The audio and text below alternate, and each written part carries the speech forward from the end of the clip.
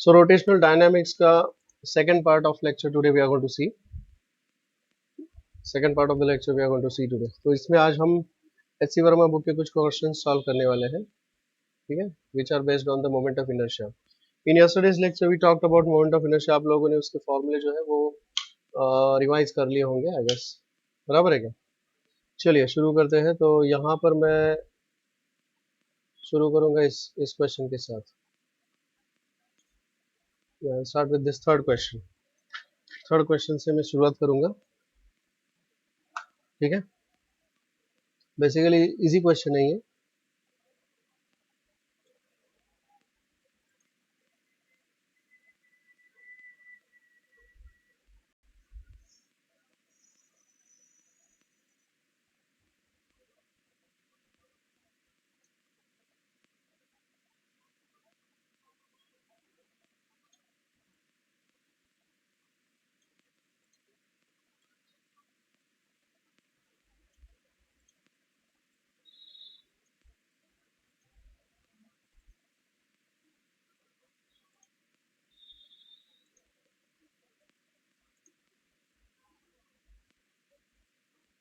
चलिए, the question is a wheel starting from rest. No, it's not very clear. It's okay. The wheel starting from rest. Starting from rest मतलब यहाँ पर अब rotational motion की बात हो रही है. So they say a wheel starting from rest मतलब initial angular velocity is equal to 0. We say the initial angular velocity is equal to 0.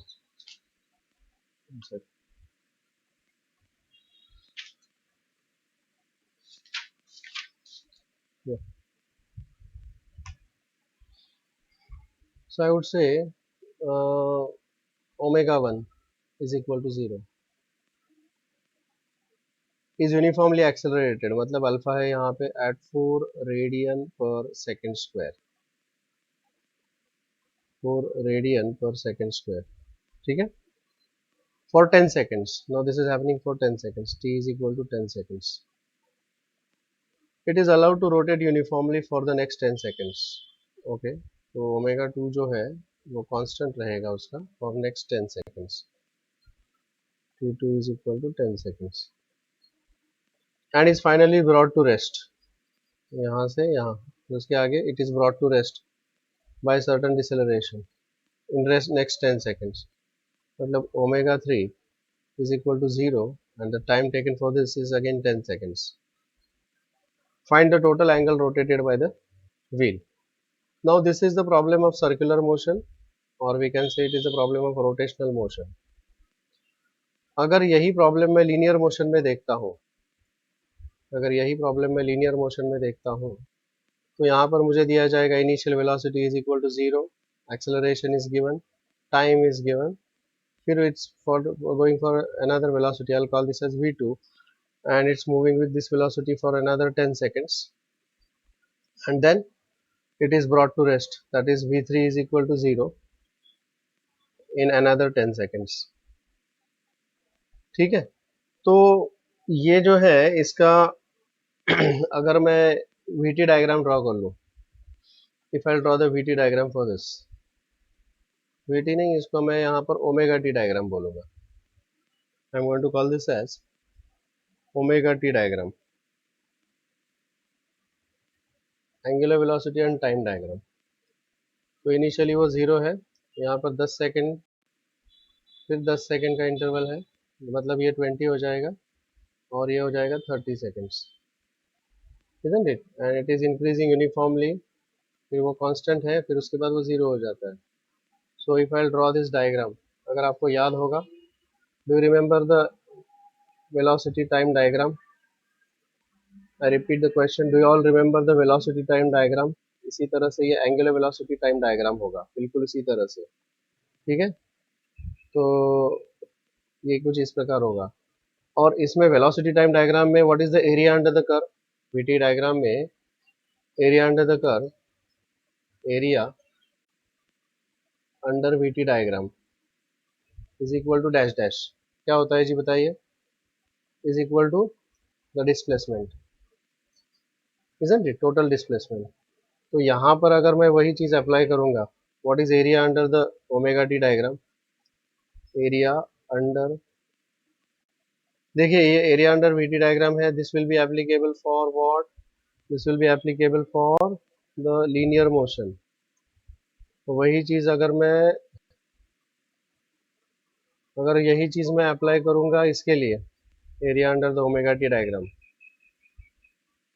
Area under omega T diagram, so that will be nothing but angle covered, angular displacement, angular displacement, isn't it? That means the angle covered.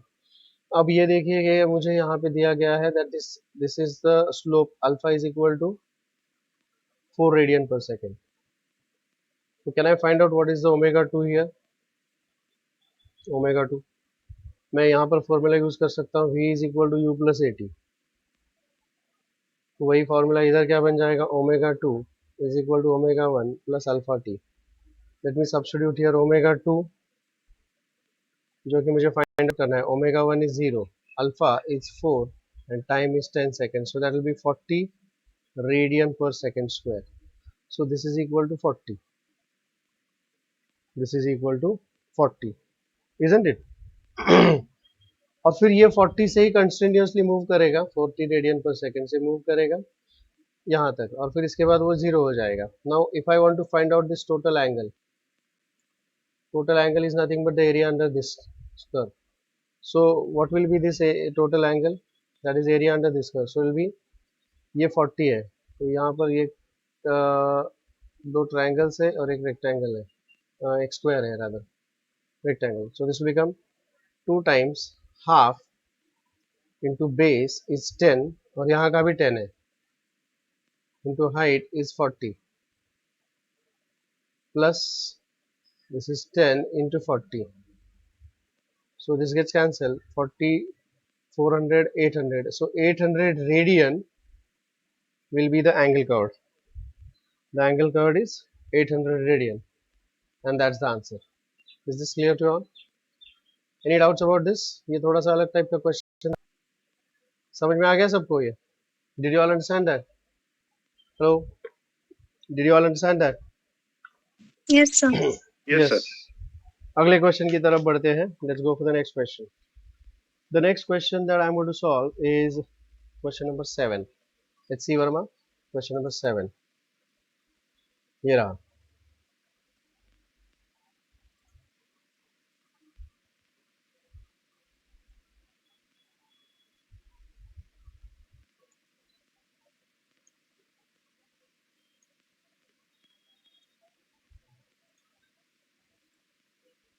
A disc rotates, क्या दिया है यहाँ पे?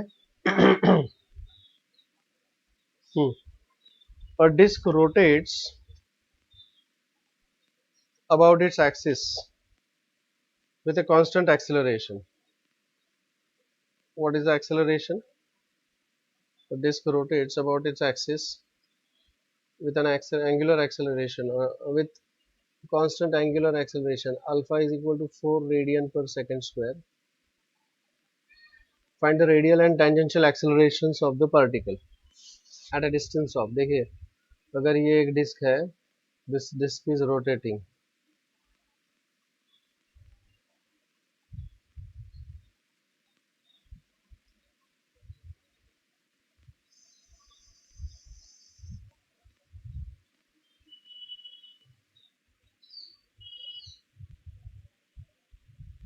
ऐसे घूम रहा है वो, about this axis with this. Find the radial and tangential acceleration of the particle at a distance of 1 centimeter from the axis. तो यहाँ पर एक पार्टिकल है which is at a distance of 1 centimeter from the axis. So this distance from the axis is 1 centimeter. I'll call r is equal to 1 centimeter. ठीक है, from the axis r is equal to 1 centimeter from the axis. At the end of the first second after the disc starts rotating. Okay.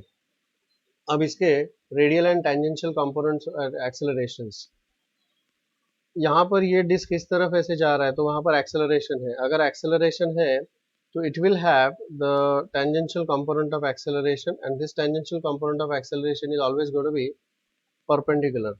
वो हमेशा इसको ऐसे perpendicular रहेगा. It will always be perpendicular to the radius. So this will be the tangential component of acceleration. Let me call this as AT, which is equal to r into alpha. That is equal to 1 into 10 raised to minus 2 meters में लिखा radius into alpha is 4.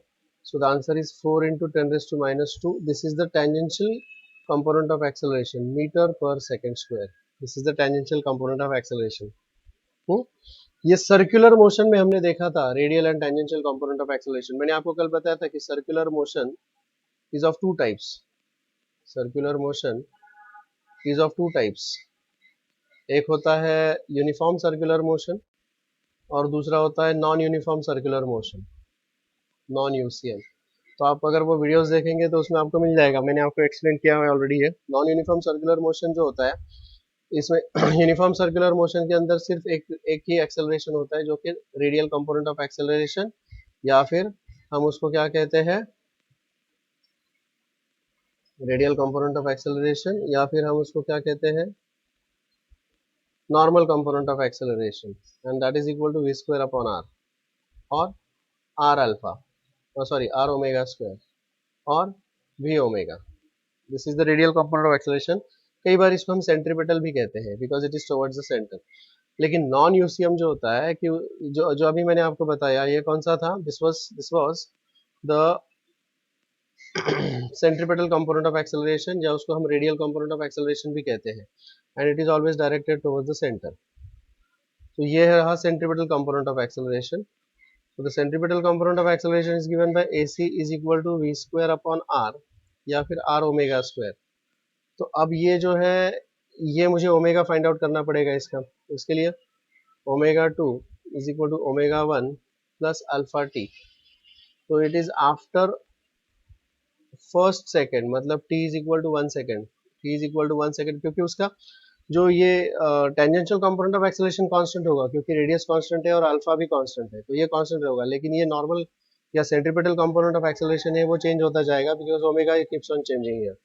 So omega 1 initial angular velocity is 0, alpha is equal to 4 and t is equal to 1. So what is omega 2, या जो कि हम यहाँ पर omega के तौर पर यूज करेंगे, it is 4 radian per second, and therefore this is equal to 1 into 10 raised to minus 2 into omega square, which is 16. So that will be 16 into 10 raised to minus 2 meter per second square. So these are the answers for the radial and tangential component of acceleration. This is also called as normal component of acceleration, or it is radial component of acceleration because it is along the radius. ये जो है, ये है centripetal component, या फिर इसको normal component कहेंगे, या फिर इसको रेडियल कंपोनेंट भी कह सकते हैं. Anyways, is this clear to all? So that is the answer. So this is tangential component and radial component. Any doubts about this? Is this clear to you all? Hello, hello, hello. Can you all hear me? Question number 10. Yes, bolo. Yes. आवाज येतोय का माझा तुम्हाला? आवाज येत असेल तर please reply. Sir येतोय आवाज. All right. चलिए आगे बढ़ते हैं. Question number 10. Now this is the star problem. Very interesting problem this is. बहुत बढ़िया प्रॉब्लम है ये. कल हमने देखा कि मोमेंट ऑफ इनर्शिया क्या होता है. What is the moment of inertia? Moment of inertia क्या होता है?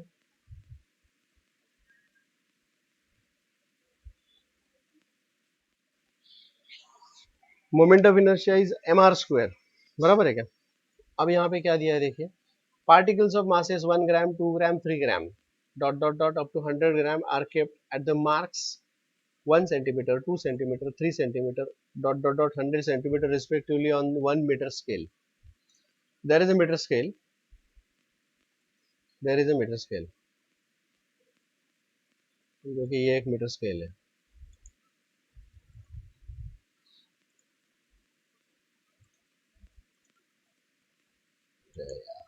Property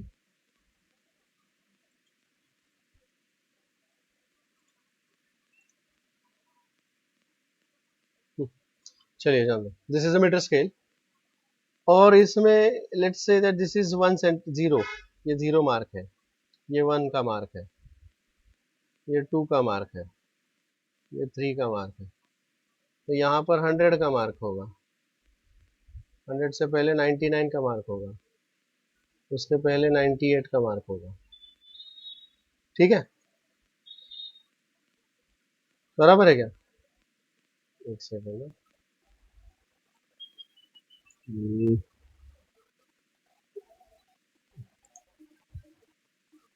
let me redraw this again. This is a meter scale.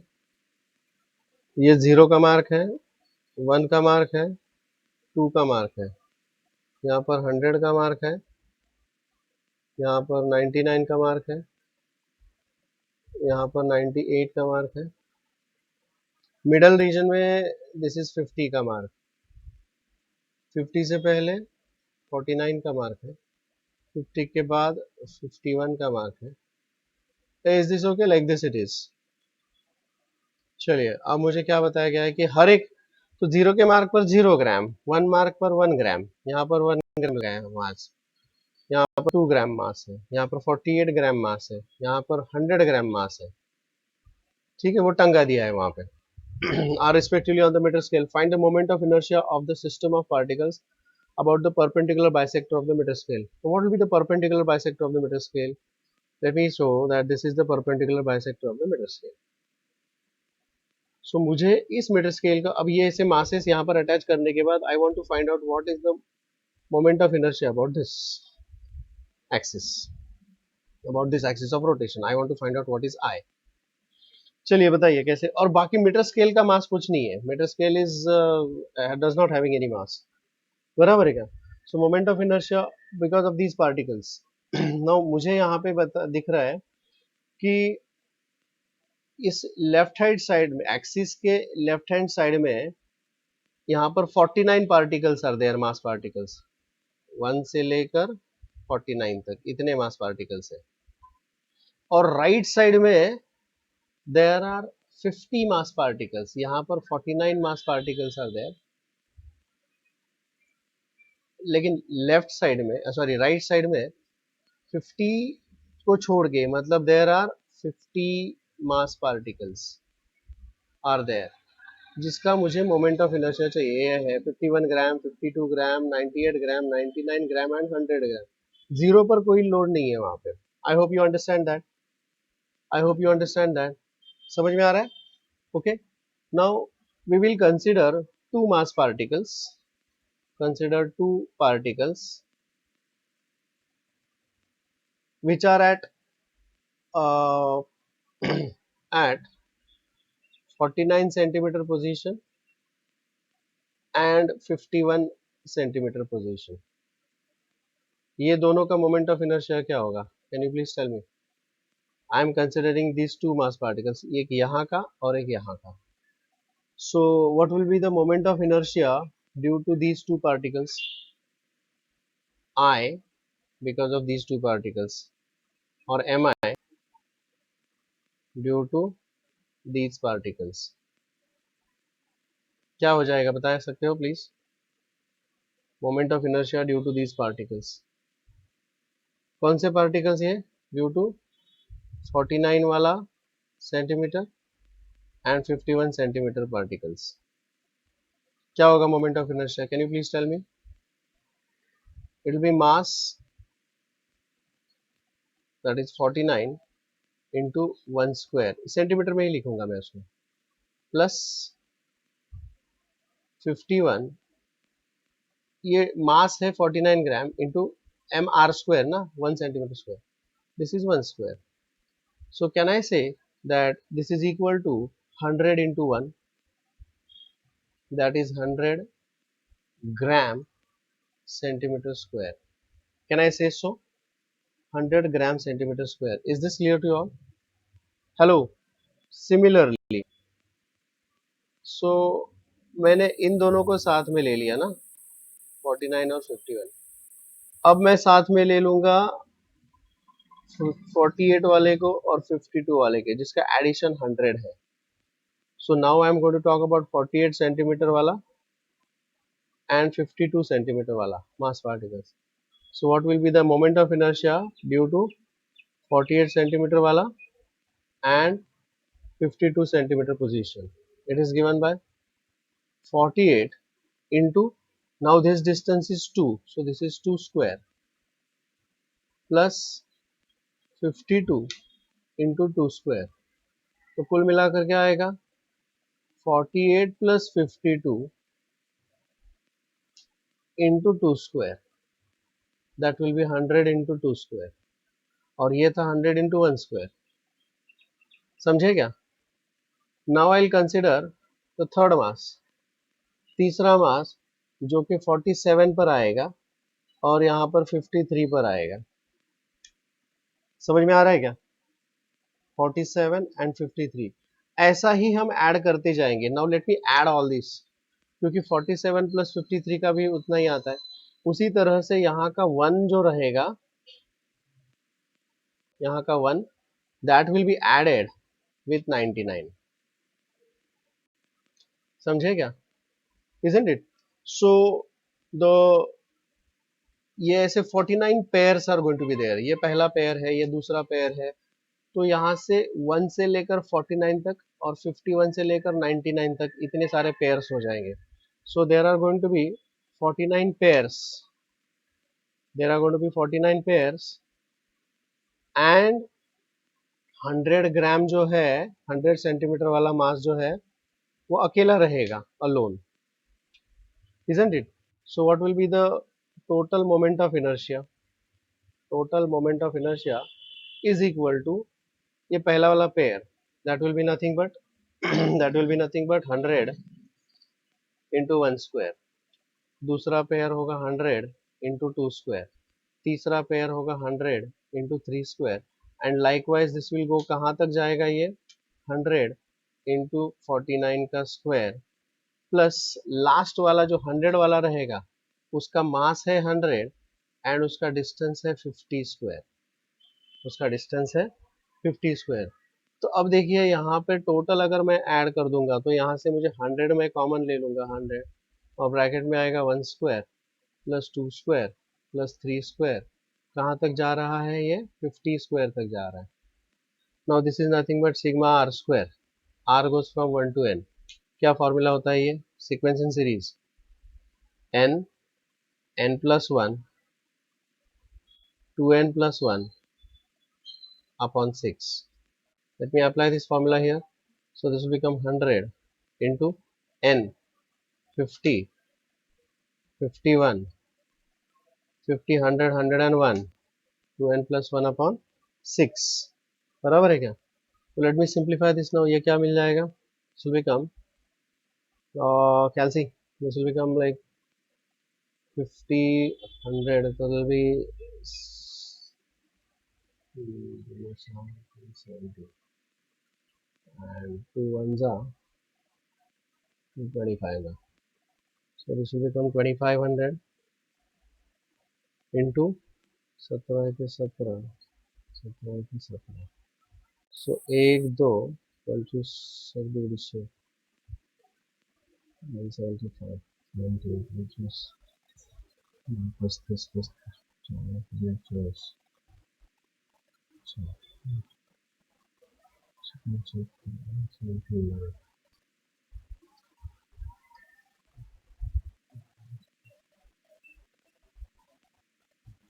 something like this. So this much gram centimeter square. Now let me convert this into kg. तो kg में convert करने के लिए मुझे क्या करना पड़ेगा? This is like 42925 into 10 raised to 3 and 3 6 आएगा ये. So if I want to convert this into kg, so I'll have to divide this by 10 raised to 3. तो ये kg बनेगा and meter square 10 raised to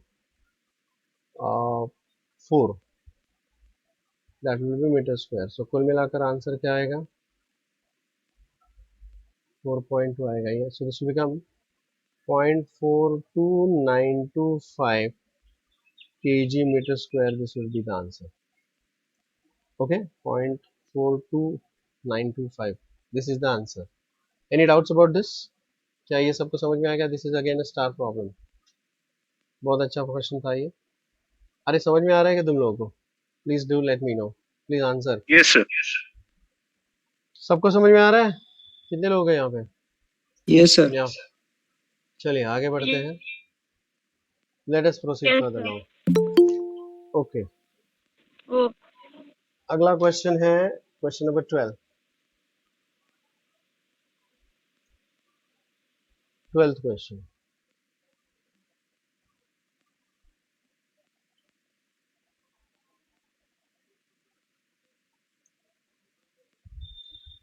क्या दिया है यहाँ पे? The moment of inertia of a uniform rod. कल कल मैंने आपको फॉर्मूले दिए थे moment of inertia of the rod का. कोई नहीं, चलिए सॉल्व करते हैं. क्या दिया है यहाँ पे? The moment of inertia of a uniform rod of mass of the rod 0.5 kg, length of the rod is 1 meter, about the line perpendicular to the rod. तो भाई ये ऐसा रॉड है. This is the rod. ये rod.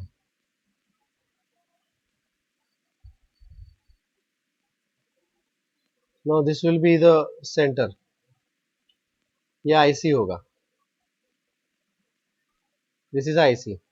But they are saying the moment of inertia about a line perpendicular to find the distance of this line from the middle position. मतलब इसका मतलब है कि उन्होंने जो लाइन जो मोमेंट ऑफ इनर्शिया दिया है वो किसी और पोजीशन से दिया हुआ है. So I'll say this is O. This position is called as C and this position is called as O. And ये जो distance है इन दोनों के बीच में, that distance we are supposed to find out. I have to find out what is this distance. H is equal to question mark. समझ में आ गई बात? You have to find out what is H. Now here I will say by parallel axis theorem IO is equal to, उन्होंने IO का value दिया हुआ है. IO is given to be 0.1 kg meter square is equal to IC plus mh square. Now IO दिया हुआ है 0.1 and IC का value हमें पता है, it is ml square upon 12. So I'll substitute here. M is 0.5 मतलब half. L square 1 upon 12 plus M, that is half H square. Now this will be 0.1. 0.1 मतलब 1 upon 10. 0.1 का मतलब है 1 by 10. So I'll say this is 1 upon 10 minus 1 upon 24 is equal to half H square. H find out करना है. So 24 minus 10 is 14. 14 upon 240 is equal to half H square. So this will become 12. So H square is equal to 7 upon 60. That is square root of 7 upon 60. H is equal to square root of 7 upon 60. Well, this is the answer. Is this clear to all? आप लोग इसको calculate कर सकते हो या you can leave it like this also. Alright. अगर मैं इसको calculate कर लूँ calculator से, the answer would be 7 upon 60.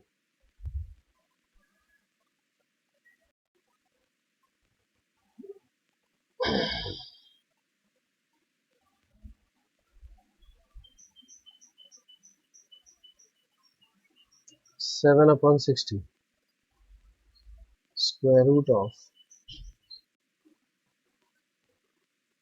7 upon 60.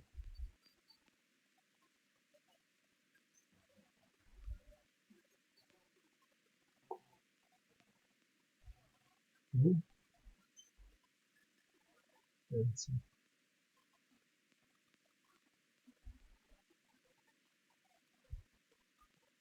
7 upon 60 0.1167 square root of 0.342. That's correct.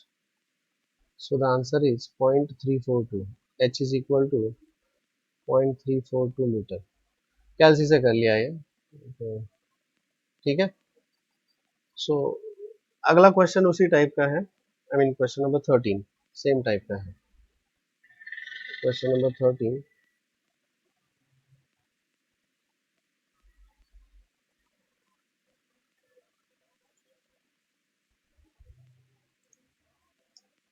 Find the radius of gyration of a circular ring. Circular ring के लिए मैंने क्या फॉर्मूला बताया था कल.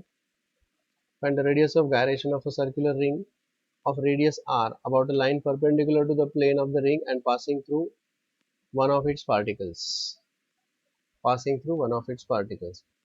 तो यहाँ पर जो मुझे बताया गया है, it is this.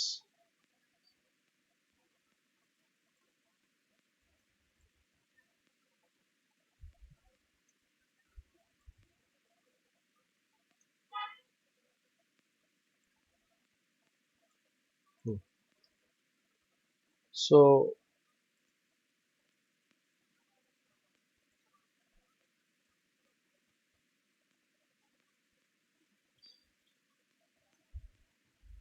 मुझे यहाँ पे बताया गया है कि this we know, this will be passing through the center of mass, so we call this as IC, and this IC is equal to m r square.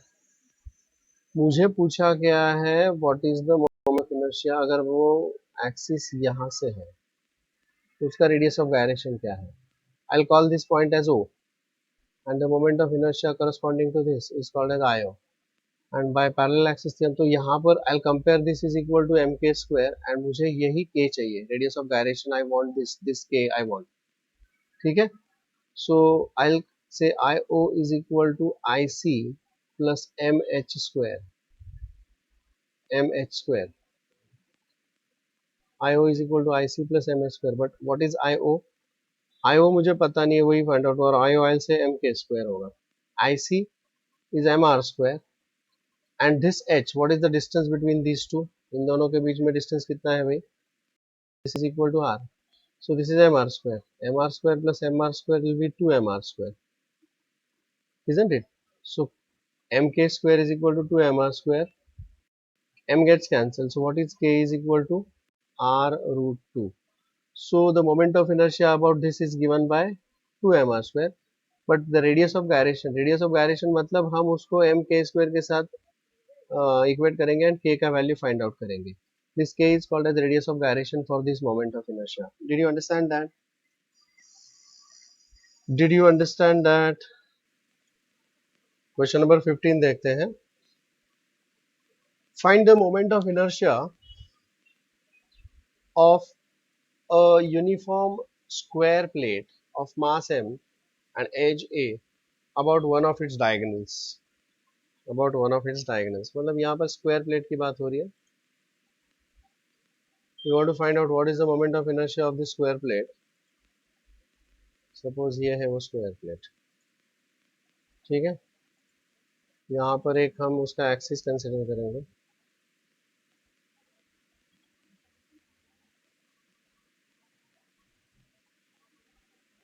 ठीक है.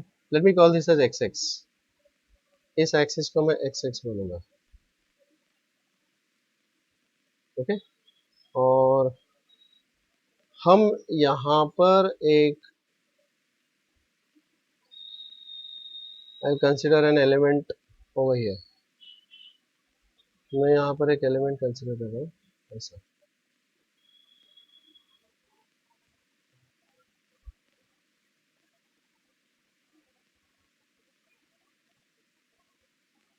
This is the element. Okay. अब ये element कितने distance पर है? सब बड़ा करूँगा.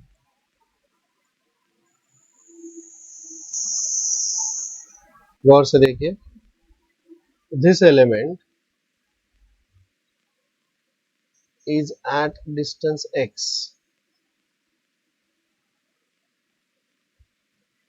and this is dx. ऐसा एक एलिमेंट हम कंसिडर कर रहे हैं यहाँ पे. We are considering this element, ये उसका central okay, this dimension is given to be A, तो इसका मतलब है यहाँ का डायमेंशन कितना हो जाएगा a/2, this dimension is going to be a/2, ठीक है, it's a square plate. So we consider what will be the surface density of this surface density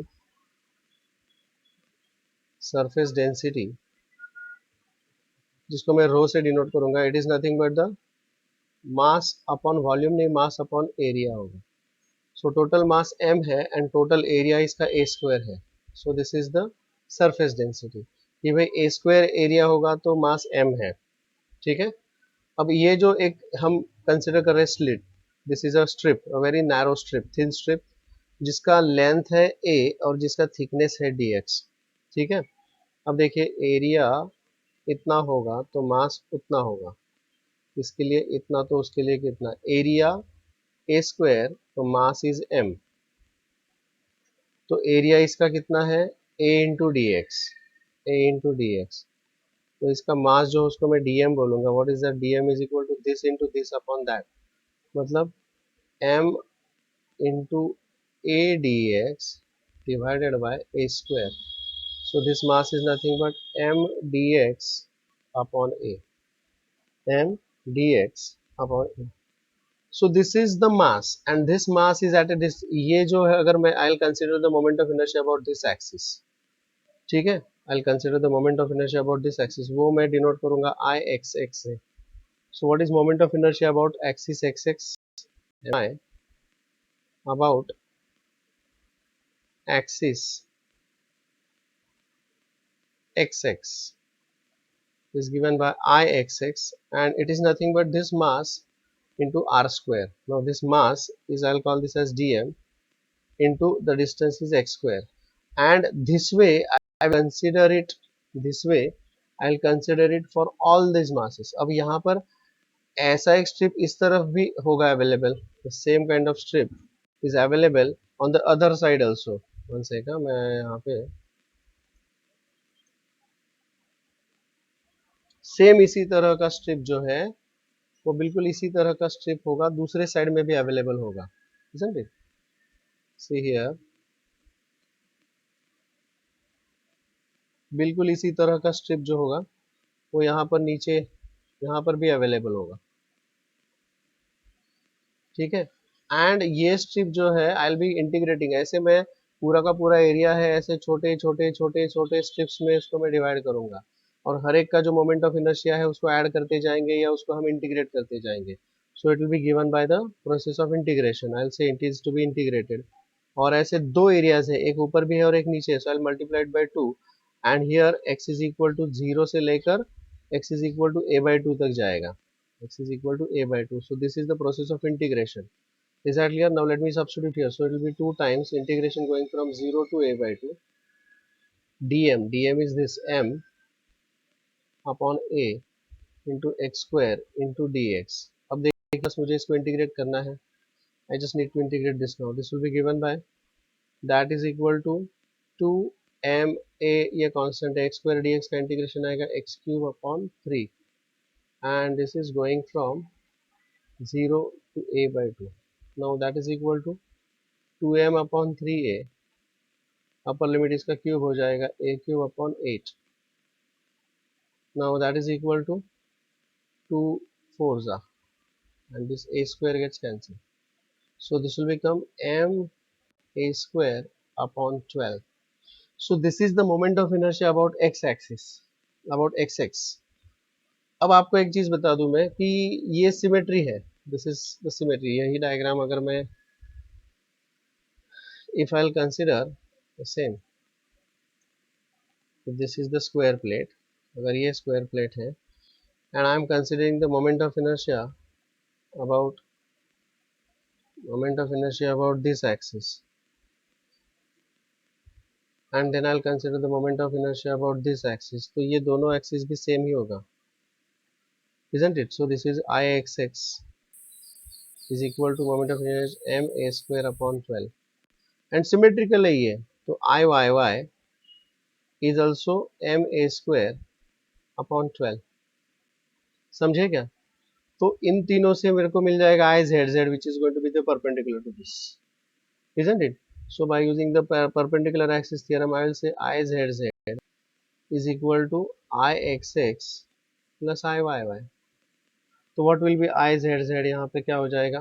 This will be nothing but m a square upon 12 plus m a square upon 12. So it will be 2 times m a square upon 12, and that is equal to m a square upon 6. So this is the moment of inertia about कौन सा axis दिया है यहाँ पे? देखिए इस तरह का एक्सिस दिया है यहाँ पे, ये 3D पिक्चर है, देखिए this is a 3D picture. तो यहाँ पर ये होगा एक्स एक्स वाला axis, moment of inertia about X X, and this is the moment of inertia about Y Y, and moment of inertia about Z जो होगा वो इस तरह का होगा, this is the moment of inertia about Z. Is this okay? The moment of inertia about Z. तो ये रहा। अब इसी को मैं दूसरे तरीके से भी कंसिडर कर सकता हूँ, मतलब बिल्कुल ऐसा ही मैं अगर कंसिडर करूँ, दिस इज द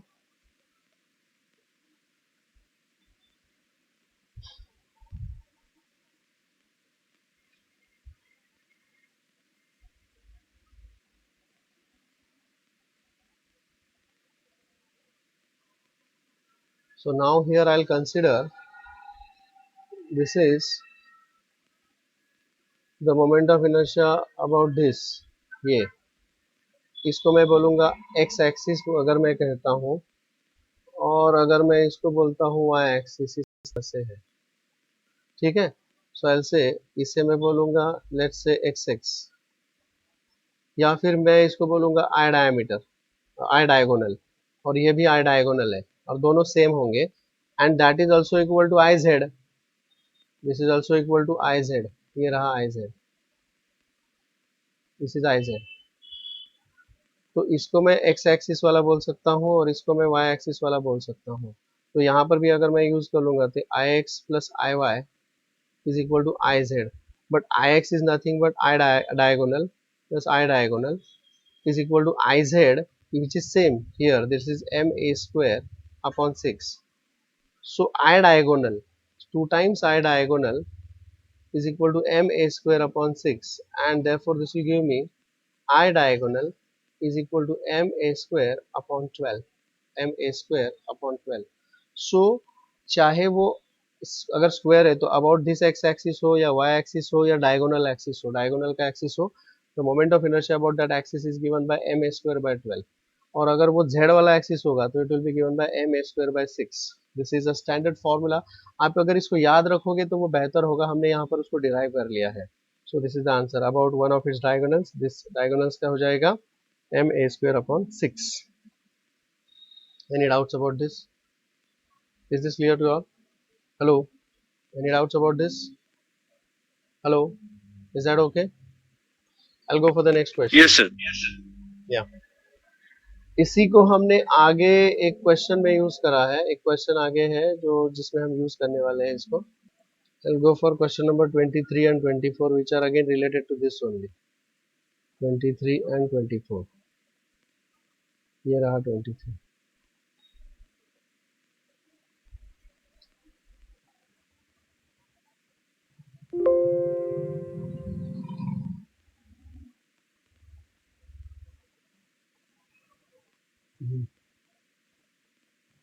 या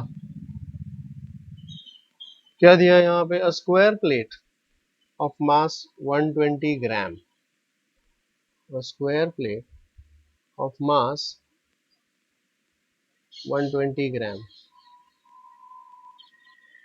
and edge 5 centimeter, so a is equal to 5 centimeter, rotates about one of the edges, okay. So ये जो स्क्वायर प्लेट है वो कहाँ पर it is rotating about one of its edges. हाँ, तो अगर ये है स्क्वायर प्लेट समझिए,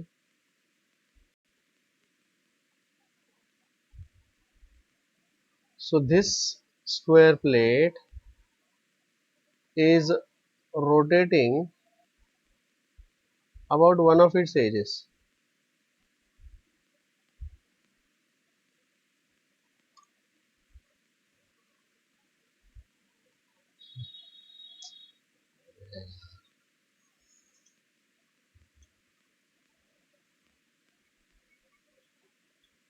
हाँ, तो it is rotating about this edge.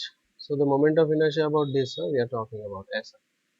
अब मेरे पास यहाँ पर आई एक्स एक्स ऑलरेडी पता है, जो मैंने थोड़ी देर पहले फाइंड आउट किया है, वो मैं यहाँ पर रेडीमेड यूज करूंगा, because this will be I X X ना, दिस इज एक्स एक्स. तो हम इसको, and it is passing through the centre of mass, so उसको मैं आई सी भी बोल सकता हूँ या आई एक्स एक्स भी बोल सकता हूँ. And this is equal to कितना दिया है वो, कितना दिया है वो, एम ए स्क्वायर अपॉन 12, जो हमने अभी प्रीवियस क्वेश्चन में फाइंड आउट किया है. M X square I X X I Y Y, this is M A square upon 12, moment of inertia about X. ठीक है, so this I know. So it is rotating. अब ये जो point है इसको मैं ओ बोल देता हूँ, so this will be called upon as IO. And what is the distance between these two parallel axes? The distance, यहाँ पर मुझे parallel axis theorem use करना पड़ेगा, h is equal to a by 2, isn't it? If it has the angular acceleration alpha दिया है यहाँ पे of 0.2 radian per second square, what torque acts on the plate? Torque पूछा गया है. अब देखिए यहाँ पे it is rotating about this axis, तो मुझे इससे लेना देना है. So I'll say tau is equal to I alpha. तो यहाँ पर अल्फा पता है, सिर्फ मुझे आई फाइंड आउट करना पड़ेगा, but this I is about I O. Y? Because it is rotating about this side. तो I O is equal to I C plus M H square, plus M H square. Okay, I C is M A square upon 12 plus H is A by 2, जिसका square होगा A square upon 4. well let me multiply here by 3 and divide it by 3. तो ये क्या मिल जाएगा, 3 ma square plus ma square 4ma square upon 12, that is ma square upon 3. So this is IO. Let me substitute here. तो torque is equal to m, mass कितना है इसका, 120 ग्राम, that means 1.2 into 10 raised to minus 3 minus 1 into a square, 5 centimetre है, 5, उसका square चाहिए मुझे, 5 centimetre, 5 5 25, 10 raised to minus 2 minus 4 upon 3, ये तो होगा आई, इंटू अल्फा इज 0.2. देखिए यहाँ पर क्या हो जाएगा, दिस इज 3 4 ज़ा 12, दिस इज 0.4. अब देखिए ये हो जाएगा 25 4 ज़ा 100, 10 10 25 4 ज़ा 100, एक पॉइंट का 10 10 और ये चला जाएगा. सो दिस इज 0.2, तो 2 into 10 raised to minus 5 newton metre. This is the torque acting, 2 into 10 raised to minus 5 Newton meter. Is this clear to you all? Any doubts about that? Hello. उसी तरह से मैं question number 24 भी solve करना चाहूंगा यहाँ पे. Question number 24th question. Calculate the torque on the square plate of the previous problem if it rotates about the diagonal with same angular acceleration. If it is rotating about the diagonal. अब देखिए यहाँ पे वो जो plate है, जिसे this is the square plate.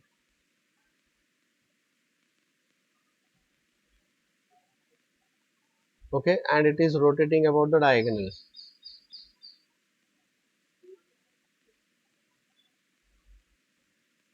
It is rotating about the diagonal. और diagonal का जो था वो भी मैंने फाइंड आउट किया था प्रीवियस प्रॉब्लम में. और I diagonal it is M A square upon 12. I diagonal is M A square upon 12. So torque is equal to I alpha. I diagonal होगा यहाँ पे, isn't it?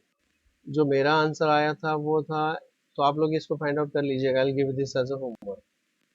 Okay, I'll give this as a homework. I'll find it out. This answer which is given here is tau is equal to 24 का answer is 5 into 10 raised to minus 6 और 0.5 into 10 raised to minus 5 newton metre. ये उसका answer है. You find it out. ठीक है. I'll go for the next question now. Are you all understanding this? Hello. अगला question बहुत interesting question है अभी ये जो हम सॉल्व करने वाले हैं. That is question number 16. Star problem. Question number 16.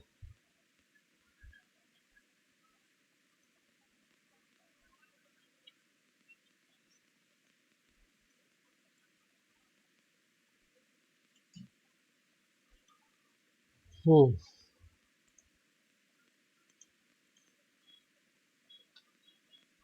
16th question.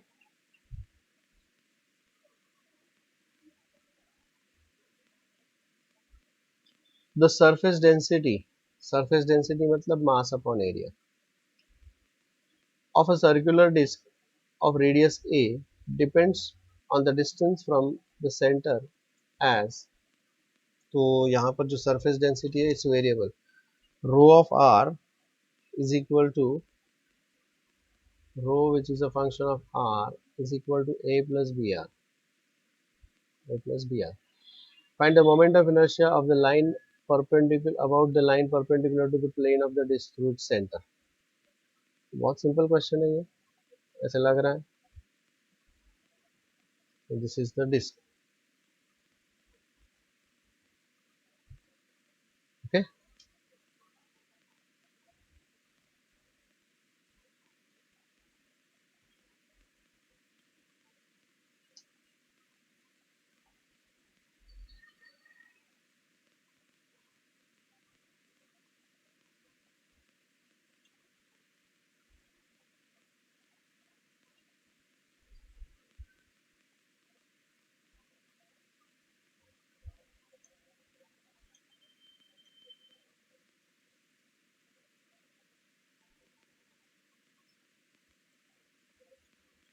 ये एक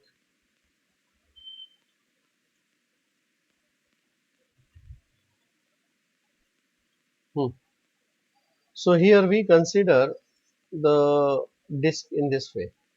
ये disc है. We want to find out the moment of inertia about this axis of rotation.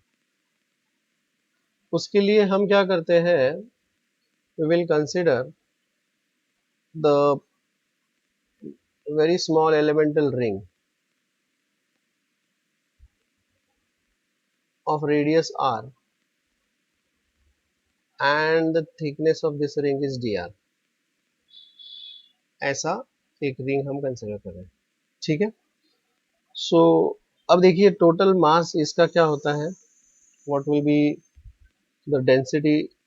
This is the surface density.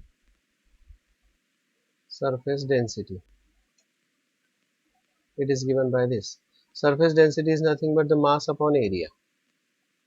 Surface density is equal to mass upon area. Now मुझे इसका area चाहिए. What will be the area of this? इस ये जो है इसका area क्या आएगा? Can you please tell me what will be the area of this? देखिए इसको अगर हम कट करते हैं और ऐसा खोल के रखते हैं.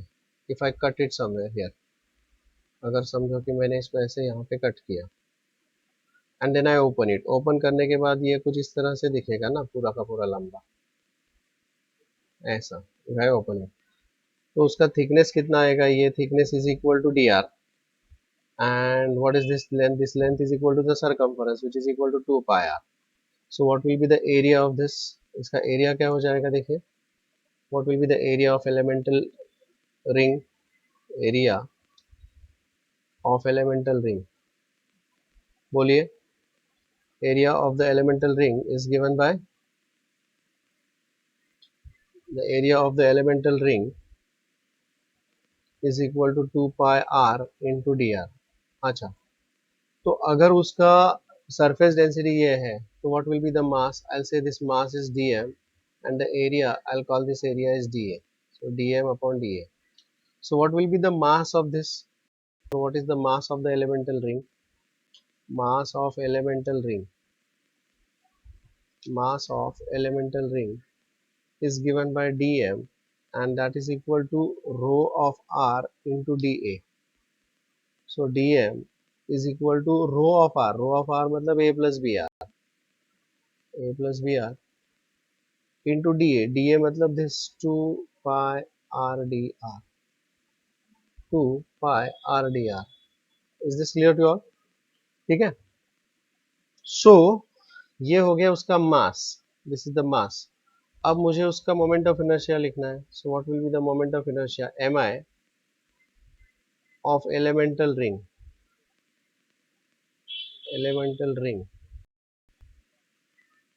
it is equal to mass into r square. This is the moment of inertia of this elemental ring. लेकिन mi of disk, इस डिस्क का mi जो होगा मुझे, क्योंकि I will consider that this disk is divided into ऐसे छोटे छोटे छोटे छोटे एलिमेंटल रिंग्स में हम इसको डिवाइड करेंगे, छोटे छोटे एलिमेंटल रिंग्स में. ठीक है. और उन सब का जो इफेक्ट है उसमें ऐड करूंगा या इंटीग्रेट कर लूंगा. ठीक है. So what will be the M I of this? I will have to integrate this. Will be integration dm r square where r is equal to 0 से लेकर r is equal to a. So let me just integrate now 0 to a r square, but what is dm? dm is equal to this a plus br into 2 pi r dr.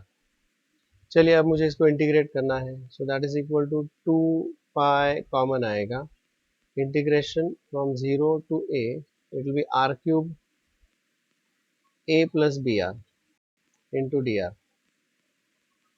Now that is equal to 2 pi, a is a constant, r raised to 4 upon 4 plus b is a constant, r raised to 5 upon 5, and this is going from 0 to a. So that is equal to 2 pi. यहाँ पर मुझे लिखना पड़ेगा a. So this will become a into a raised to 4 upon 4 plus b a raised to 5 upon 5, और r is equal to 0 substitute करूंगा तो ये चला जाएगा. So this is the answer here, 2 pi a raised to 4 upon 4 plus b a raised to 5 upon 5. This is the final answer. Please check whether this is clear to you all. अब ये MCQs में वो convert कर सकते हैं by giving the suitable options. But this was a good question. ये एक star problem था जो हमने यहाँ पे सॉल्व किया है. Any doubts about this? Any doubts about this? Is that clear? अगला question 17th.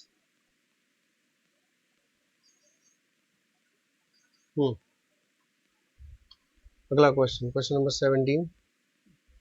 That is also a very good question.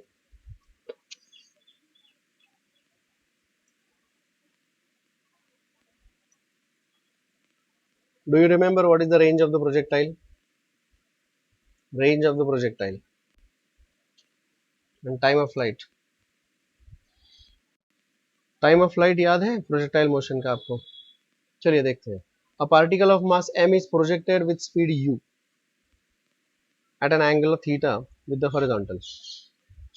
ठीक है. So it will perform the horizontal. It will perform the projectile motion.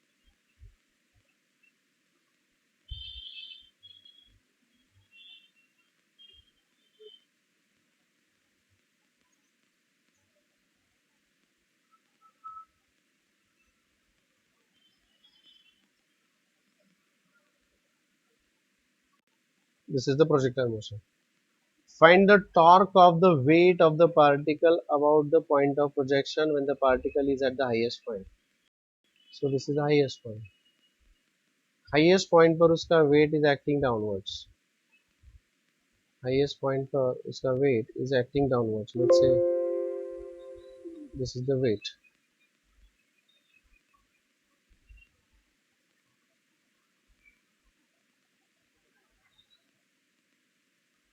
This is the weight.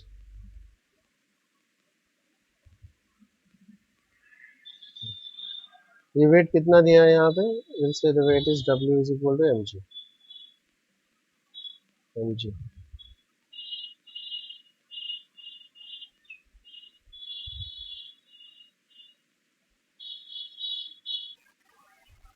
Okay so यहाँ पे this is the wait.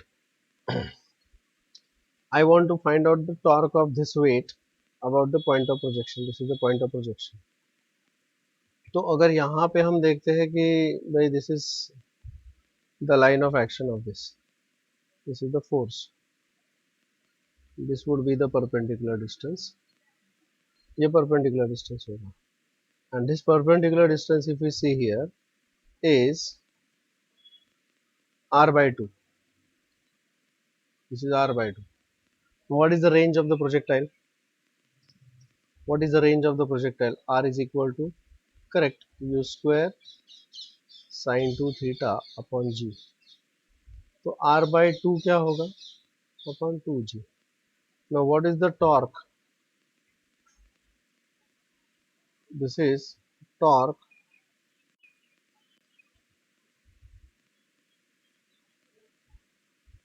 of weight of the particle about point of projection. Point of projection. So torque, as we know, is equal to force into the perpendicular distance. Now the force here is mg and perpendicular distance is r by 2, meaning it will be mg into r is u square sin 2 theta upon 2g. So g gets cancelled. So what is the torque there? The torque is given by, the required torque is given by m u square sin 2 theta को मैं लिखूंगा 2 sin theta cos theta upon 2g, और इसमें से 2 also gets cancelled and this will be m u square sin theta cos theta upon g. Is this clear to all? हाँ नहीं, upon जी भी cancel हो गया ना, यहाँ पे जी तो पहले ही कैंसिल हो चुका था. G is already cancelled here, so G won't be there. This is the final answer. M u square sin theta cos theta. If it is projected with velocity v, u save किया तो u square आएगा. Any doubts about this? Is this No, okay? sir. All right. I think we'll stop here for maths. Physics. I'll go to